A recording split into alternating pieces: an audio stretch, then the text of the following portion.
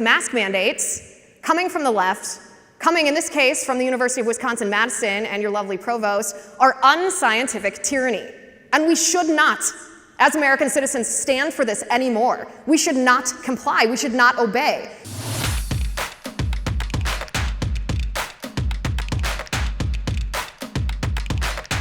The mask mandates are tyranny. They're certainly hypocritical, but what's worse is they're unscientific.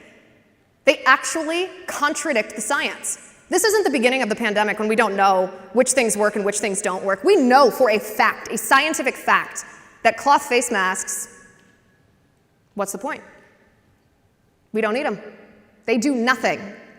And lest there be anybody in the audience who in a little bit is going to want to ask a question about this, let me drop some facts here. There was a study that showed that aerosols, being different than droplets, of course, aerosols are microscopic. 90% of aerosols penetrate a cloth or a surgical mask. 90%. And COVID-19 is transmitted through aerosols. 90%.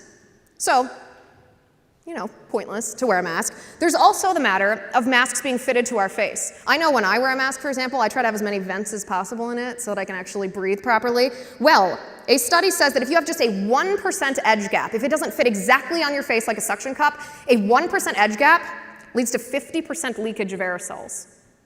A 2% edge gap leads to 75% leakage of aerosols. Do you know what percentage of leakage are in the regular masks that we're forced to wear, like on airplanes? 90 to 95% leakage. So what's the point of all this? The point of all this is that these mask mandates, coming from the left, coming in this case from the University of Wisconsin-Madison and your lovely provost, are unscientific tyranny. And we should not, as American citizens, stand for this anymore. We should not comply. We should not obey. Because as long as we do obey, they're going to keep pushing.